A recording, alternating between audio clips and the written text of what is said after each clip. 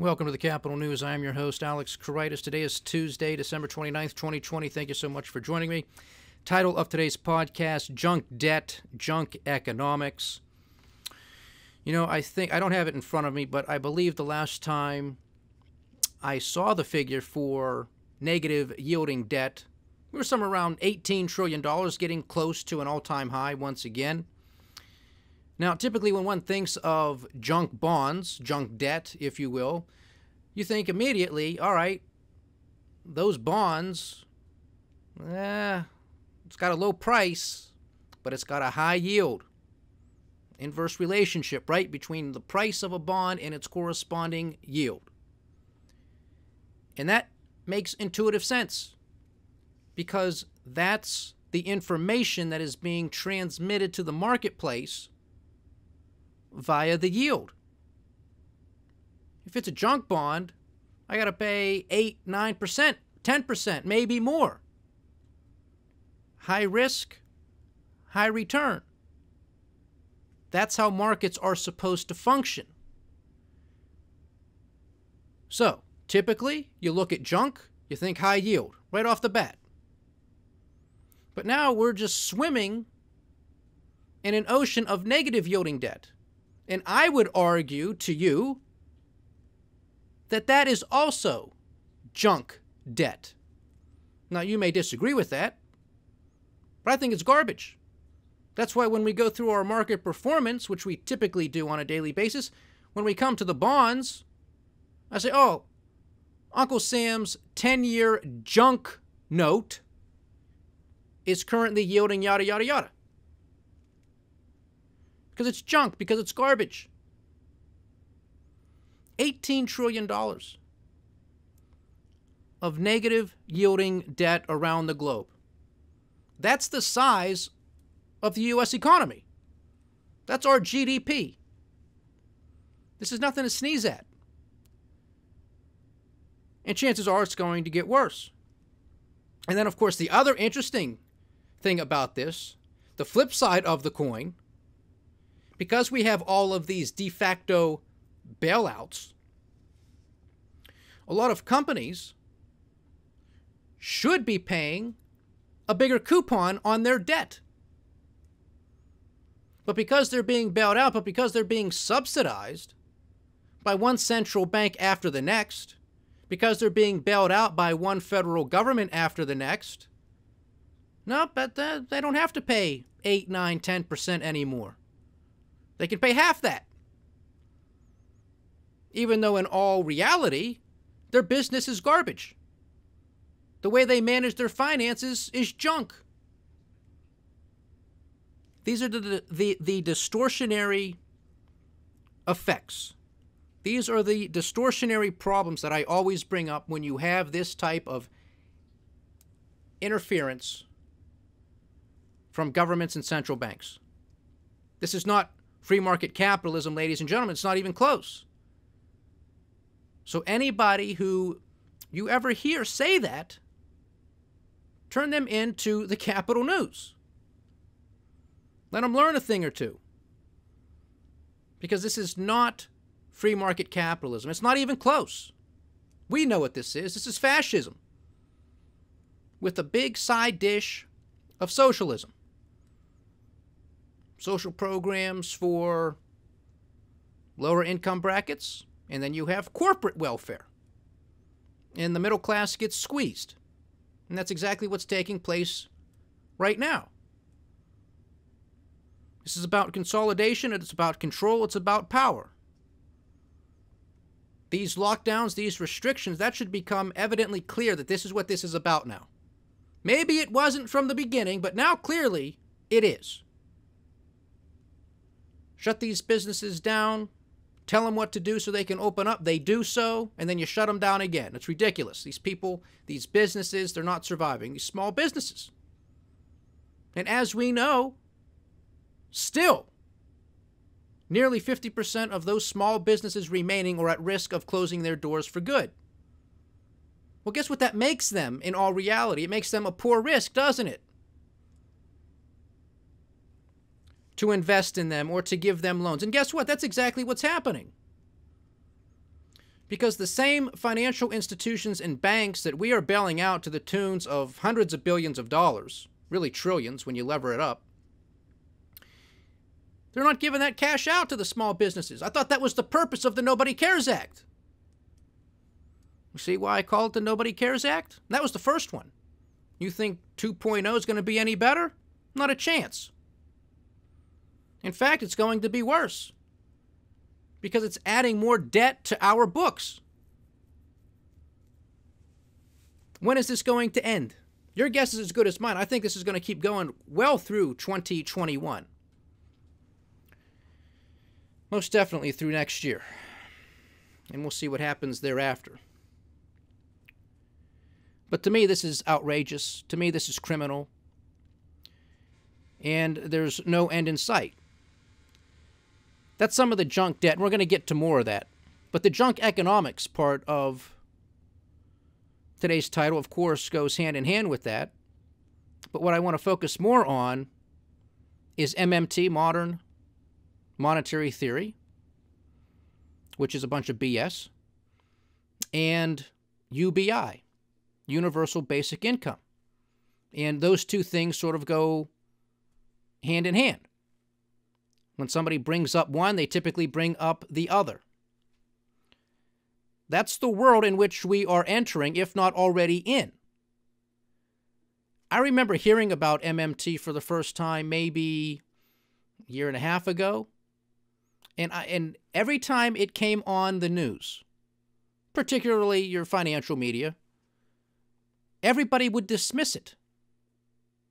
And I always thought to myself, well, if everybody is so dead set against it, as they should be, why are they giving this idea, this bogus theory, any airtime to begin with? If it's such a bad idea, which it is, then why give it this type of attention?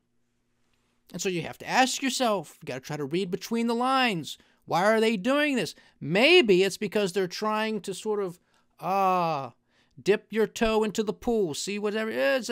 How's the water? Can we tolerate this? Just get people thinking about it a little bit. And before you know it, boom, here it is. It's the slow boil of the frog, if you will. And that's exactly what it was. This was just conditioning people here. For those who are paying attention, most people probably never even heard of MMT or UBI. But guess what? That's what we're dealing with. Printing presses, working overdrive, and everybody saying, well, when am I going to get my next check? That's universal basic income. Well, $600 is a smack in the face. Government doesn't have it. I don't care. Make it $2,000. Make it $20,000. We are now becoming conditioned. People are becoming conditioned to tolerate this type of behavior from the government, and then also to demand this type of behavior from the government. Well, you're going to shut me down. You got to make me whole. You got to give me something. And there is some logic in that reasoning, in that argument. But that doesn't make it right, because the government doesn't have money. The government doesn't make money. The government takes money. And we don't do a very good job at managing our finances. And $27.5 trillion in debt tells us as much. And don't forget, at current rates, next 4 years, next presidential cycle, we're going to be at $49 trillion. I think when I mentioned that maybe a few weeks ago, and of course that's from the USDebtClock.org, it was what, 48 trillion, 48.5 trillion? Well, we're now over 49 trillion. Well, as we should be, because we just passed a $900 billion monstrosity and a $1.4 trillion monstrosity along with it, just to keep the lights on for a few months. So you have to understand what this means. You have to put this into context, which is what I did last week with the Fed's balance sheet and some of the debt. But this is the same thing here. We're at $27.5 trillion. If the U.S. debt clock happens to be right, and of course it's just math, they're just maintaining current rates. That's all they're doing. We're at $49 trillion in 4 years. So that's an additional $22 trillion in 4 years. It took us until 2019, last year, to accumulate a national debt of $22 trillion. And now, if we just maintain current rates, we're going to add an additional $22 trillion to our national debt in 4 years. That's ridiculous. It's absurd. You have to go from George Washington to Donald J. Trump to accumulate $22 trillion, which is outrageous in and of itself. But now we're going to do that over the next 4 years if nothing changes course. The only thing that's going to change course is it's going to get worse. This isn't going to get better. You think Joe Biden knows what he's doing? You think Kamala Harris knows what she's doing? You think Crazy Nancy knows what she's doing? Chuck Schumer, Mitch McConnell, these people have been there. They don't know what they're doing. Yet they're more than happy to take all of our money that they get through taxation, and they're more than happy to steal more money from future generations, because that's where it comes from. That's what debt is. Yet nobody understands this. So this is the world of junk economics that we live in. We got all of this money sloshing around. Debt. Moving around in the system. Keeping zombie corporations alive. Creating zombie corporations. Now what? 20% of all corporations in this country are classified as zombies? 20%. It's an all-time high or a recent all-time high. 20%. It's the economy of the living dead. Which, as I stated, I think it was yesterday or the day before, whatever it was, I said, look, there are no easy solutions. There are no easy ways out of this. There is going to be pain. That's the correction. That is the correction, but you have to allow market forces to work. So as much as I like to say, oh yeah, we want to keep these small businesses in business, well, a lot of them, unfortunately, have been poorly managed. Same thing with mid-sized companies and large corporations. And when that happens, there are pathways. There's bankruptcies. There's restructurings. There's insolvencies. Out of business. See you later. That's okay. You can learn from that. That's part of the correction. But nobody wants to feel any type of pain. And again, that's why these banks aren't lending this money that we've given them to these small businesses. Well, they're not going to be able to pay us back. They have too much debt to begin with, which is true, a lot of them, unfortunately. And given the current environment and the uncertainties that lie ahead, we don't think they're ever going to be able to pay us back, so we're not going to give them the money. Well, then maybe all of those banks should give the money back to we the people. At least put it back in the treasury, right? Is that asking for too much? Of course it is. These banks aren't going to give up that money. They're making too much money with it by not lending it to small businesses, but by rigging markets, which they got caught doing. They always get caught, but they continue to go. Nobody goes to jail. By trading in the markets, by being backstopped by the respective central banks here, obviously the Federal Reserve.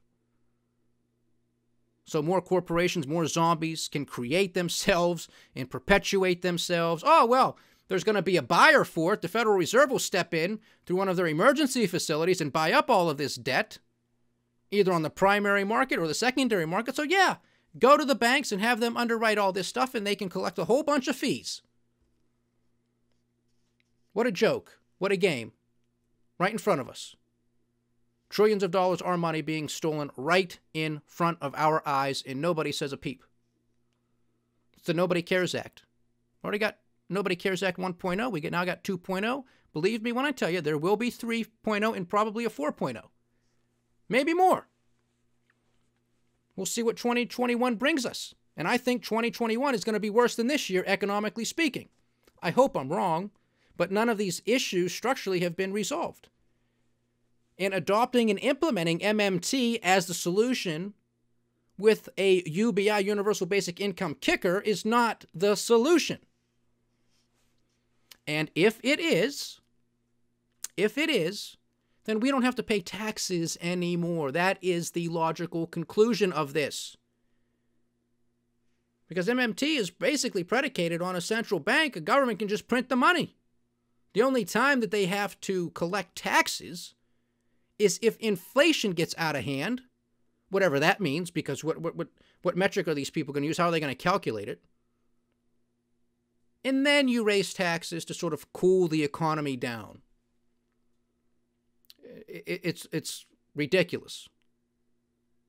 And the financial media a year and a half ago knew it was ridiculous, but it was just preparing us, I guess, for what was coming and what we're dealing with now. And what we're likely going to continue to deal with. This exponential growth. It's just going to get much, much worse. What's universal basic income? Who gets to determine that? $600 a week, $600 a month, $2,000 a week, $2,000 a month. What's that number going to be? Who's going to create that number? Are people still going to have to work?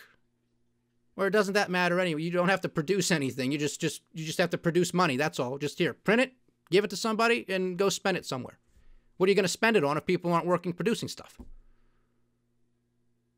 See how crazy this is? I don't know how people can buy into this stuff, but apparently they do.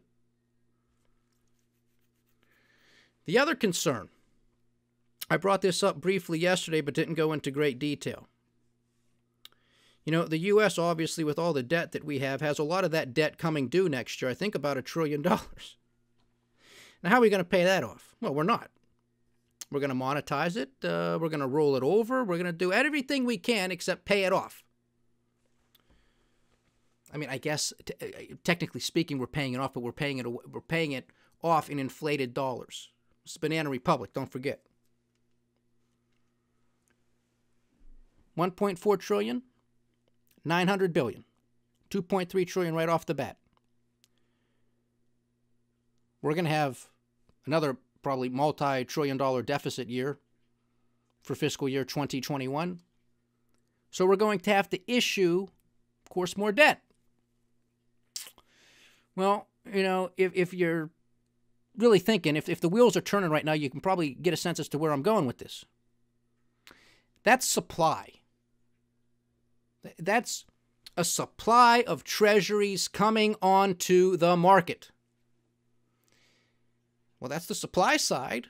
Where's the demand? Is there going to be a lot of demand for a country that is most definitely going down the wrong track? Are people going to be just waiting on the edge of their seats to buy more of this junk that Uncle Sam's going to issue? That's never going to be paid back, at least not in any type of, not with any dollars that are worth anything. So when you throw on that type of supply onto a market and there isn't enough demand to mop it up, well, what does that mean, ladies and gentlemen? It means the price goes down and the yields go up, which is exactly what should be happening right now. That's what would happen right now if we had market forces at work. We wouldn't have negative yields. We wouldn't be at the zero bound. We wouldn't be at 1% or close to it on the 10-year note here in the U.S. Honestly, I don't know how much higher we would be, but it would be significantly higher.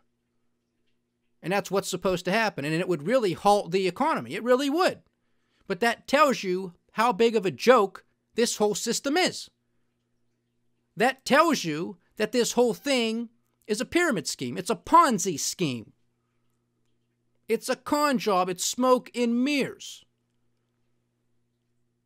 And the best that these people can do at the helm is inflate the stock market to get these stocks just at all-time highs. Value, or just not just at the price levels, but I'm talking valuations.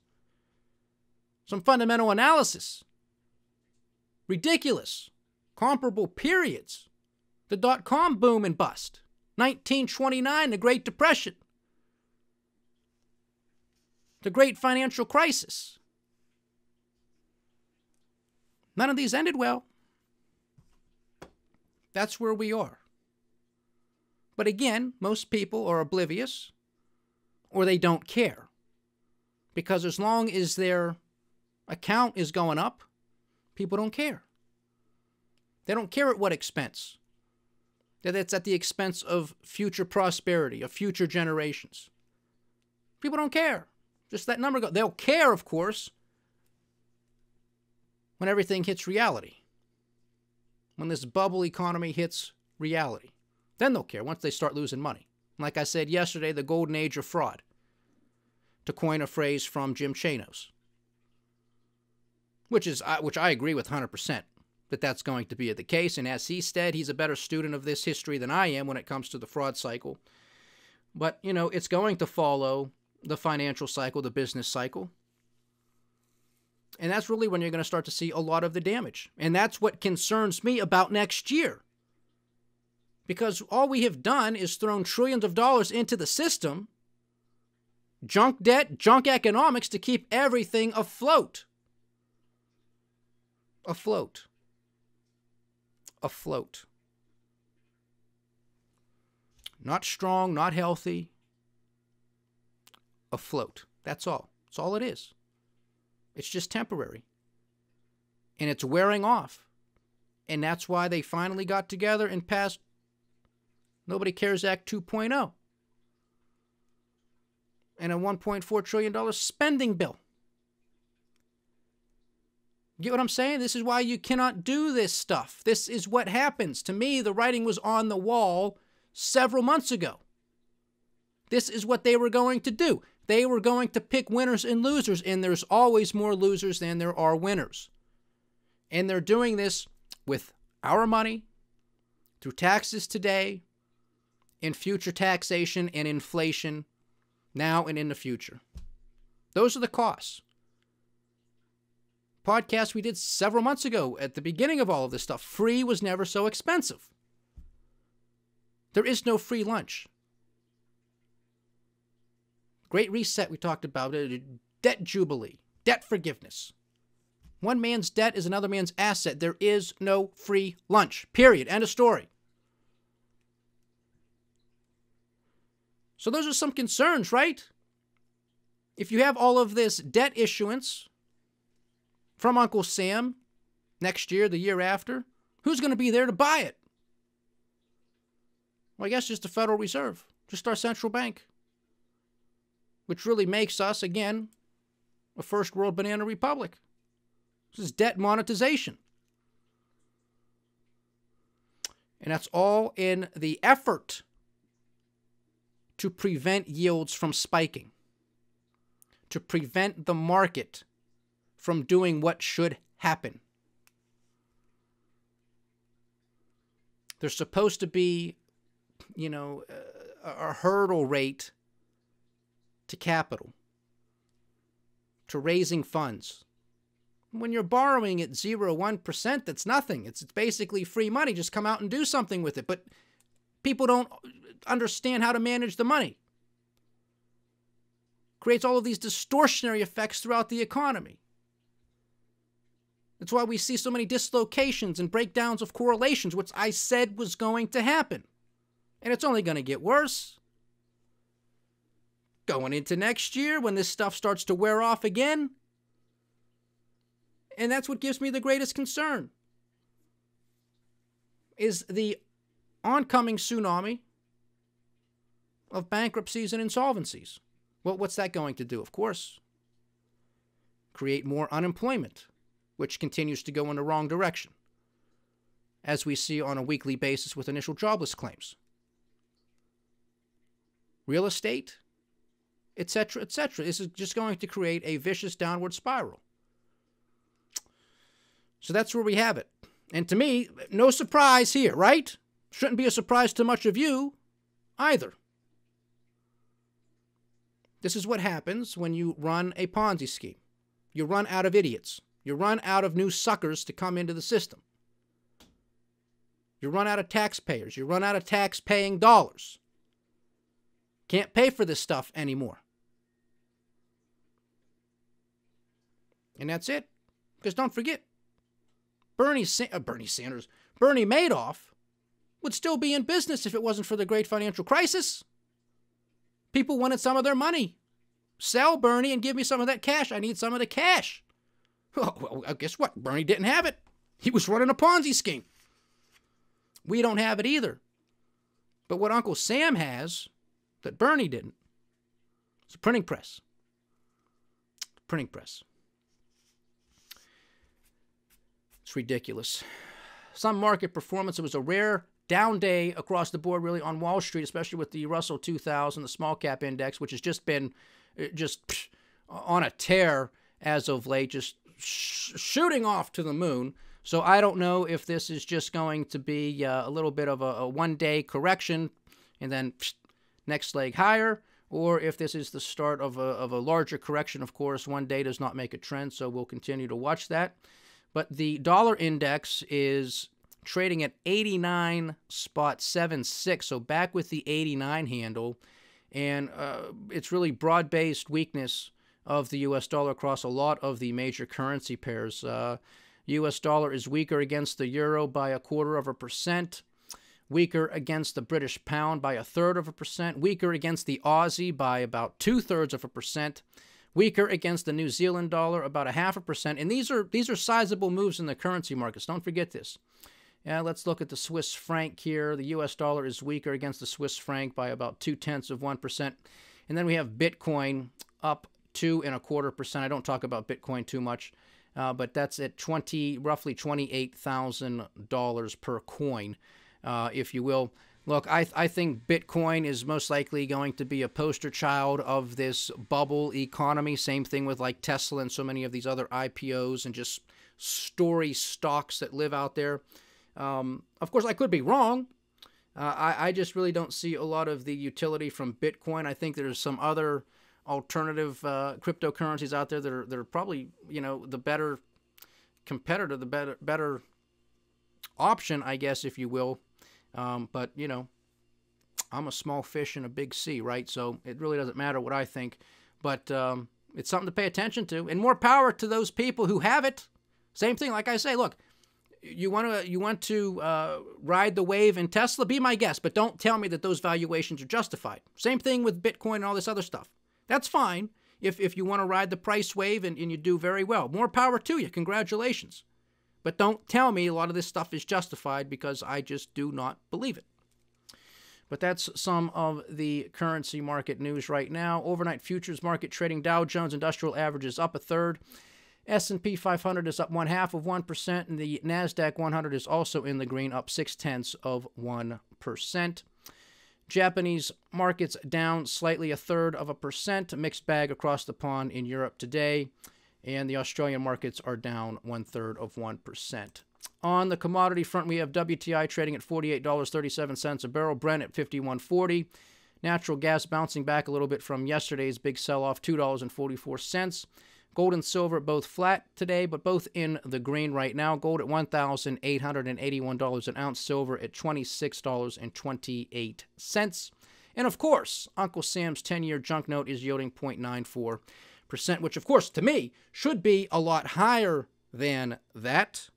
But there's a ton of manipulation. These markets are broken. They are busted. It's difficult to really gain a clear picture looking at these markets. So much interference from governments, from central banks, and everything else that's taking place. If you understand fractional reserve banking, again, another pyramid scheme, one of the biggest cons ever perpetrated on mankind, but that's what we live in, and most people don't even know what that is. That's a surprise. You don't learn about this stuff in school, isn't it? You got to go out and seek it. You have to almost have some sense about you that says something is amiss here, and then have the curiosity to go learn it. That's how I learned it. I wasn't taught this stuff in school. I have a master's degree in economics. They didn't teach me this stuff. I was like, something's not right here. This doesn't make sense to me. There's got to be something else going on. And then you go and you look and you read and you find this stuff. Say, now it all comes together. Now it all makes sense. Try explaining fractional reserve banking to somebody. They're going to look at you like you have two heads. They say, that's not how the banking system works. We talk about it at length in our book, The Cynic's Guide to Investing. I remember explaining this to my co-author. He's like, that can't be. He's a mathematician. Like, that can't be. And we worked through it, boom, boom. And of course he got it. But that's how crazy it is. That can't be how the banking system works. No, that's exactly how the banking system works. That's why the whole system is based off of trust and confidence. That you're not going to go to the bank to get your money out. Because they only got to keep 10% of the cash in the vault. Everything else, lend it out. They make money. They do. They create it out of thin air. There's a demand for a loan. They have some of the actual capital in the vault. They're willing to underwrite the loan. Presto. Expand the money supply. That's how it works. Junk debt and junk economics, this is all a prevention of allowing market forces to do what they do best. To cleanse the system, to rid it of all of these malinvestments, these distortionary effects. I wish I could say that this is going to get better. It's not. It's going to get worse. Because these idiots continue to implement and adopt the same policies that led to this quagmire. And it really makes you, at least me, ashamed to be an American. Or at least a U.S. citizen, right? I mean, you could get a little bit more philosophical as to what it means to be an American. That I'd never apologize for. But a U.S. citizen, someone ashamed for what our government is doing. In our name, with our money. As I always say, unethical, immoral, un-American. When's it going to end? If you know, tell me. Because I would love to spread that good news. But there you have it. Junk debt, junk economics. We will most definitely continue this conversation because that's the world in which we live. Get some updated figures from time to time, but it's the same song and dance. Stay diversified, stay vigilant, and stay with the Capital News. I am Alex Karitis. Godspeed.